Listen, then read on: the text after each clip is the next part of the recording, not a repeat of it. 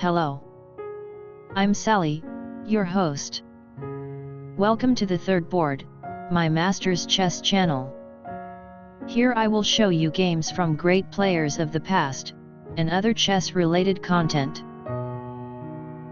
For today's video, my master chose an instructive game of the German master and second world champion, Emanuel Lasker, played in 1904, Cambridge Springs, United States.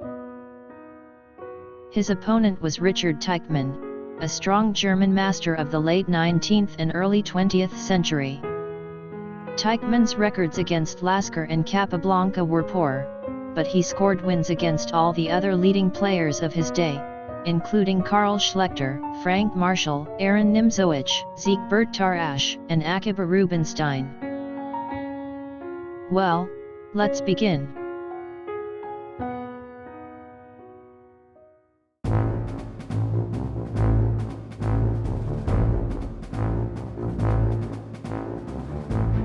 Emanuel Lasker has white and starts with pawn to e4.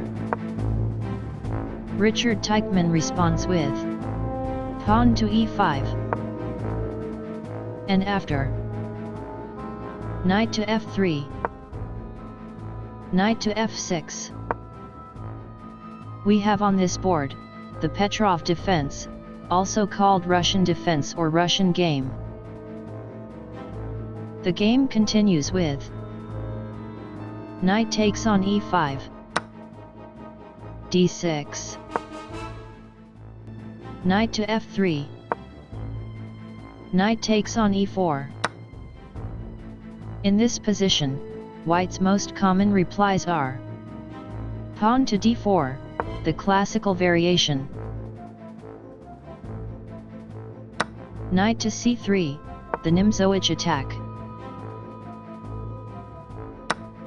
and queen to e2, the Cozio attack, also called Lasker attack. The less aggressive of these three lines.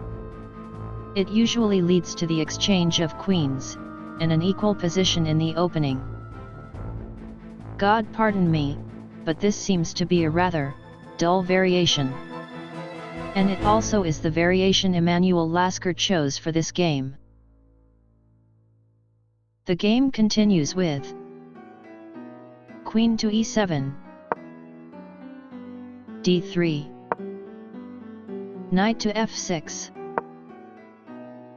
bishop to g5, queen takes queen check, bishop takes queen. Well, as you can see, we now have a game without the big ladies. Some of you may think this game is going to be a draw.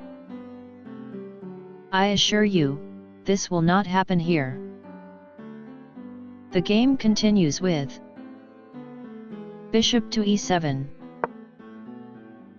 knight to c3, bishop to d7, developing the bishop, and also preventing white's knight from coming to b5.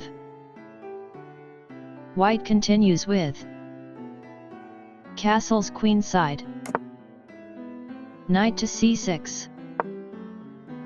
Although this is not a bad move, pawn to h6, trying to expel the bishop was better.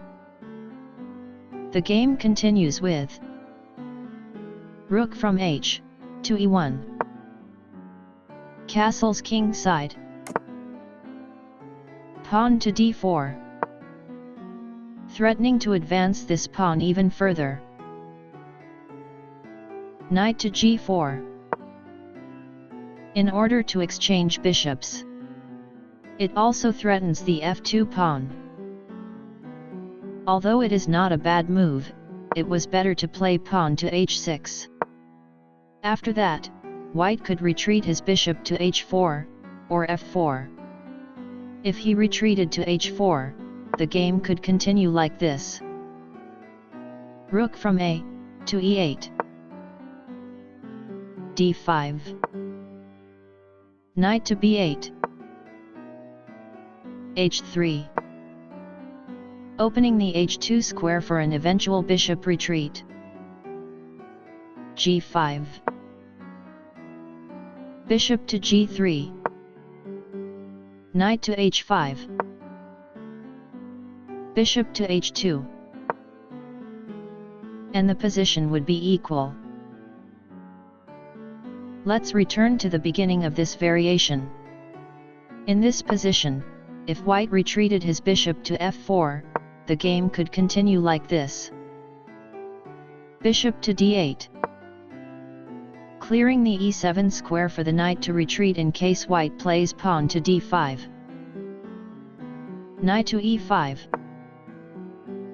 This maneuver is possible because the d7 bishop will be attacked by the rook if the central pawns are exchanged.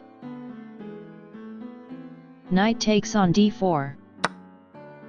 This move is better than taking the e5 knight with the pawn. Rook takes on d4. D takes on e5. Bishop takes on e5. Bishop to e6. And the position would be equal. Let's return to the game. After knight to g4, white is slightly better according to the wise fish. The game continues with bishop takes on e7. Knight takes on e7. Bishop to b5. Lasker does not care about the threat on f2. And he now is threatening the d7 bishop and the e7 knight. And here we come to an interesting position of the game. Look carefully. According to the engine, the position is slightly better for white. Almost equal. How should black play here? I have chosen 3 candidate moves. They are: bishop takes on b5. Knight to c6.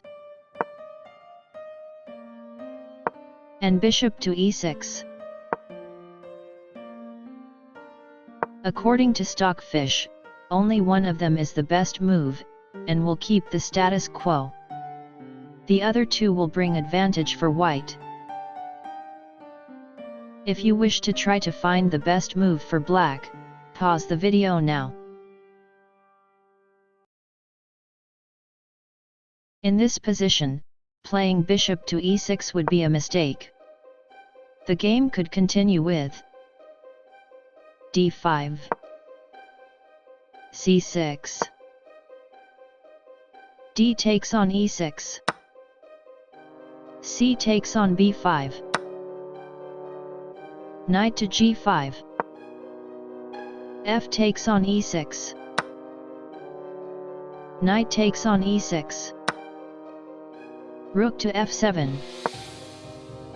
Taking the f7 pawn with the rook would be a mistake. White would win with knight to c7, threatening the rook, rook to c8, and rook takes knight. Let's return to the variation. After rook to f7, white continues with f3, knight to h6, and white would be better. Let's return to the original position. Here, according to Stockfish, the best move for white is knight to c6. After that, the game could continue like this: d5, knight to b8, h3, knight to f6. Taking the f2 pawn with the knight would be a mistake. After rook to d2, the knight would be trapped. And black would have to play knight takes on h3, getting 2 pawns for the knight. The variation continues with g4, h6, knight to d4, a6. And the position would be slightly better for white. Let's return to the game. In this position, Teichmann plays bishop takes bishop, allowing the white rook to invade the 7th rank. It's not a decisive mistake, but from now on, Lasker will have the initiative most of the time.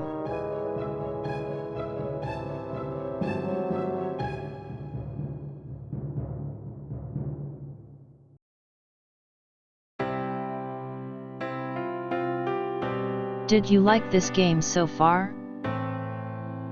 I hope you enjoyed this video.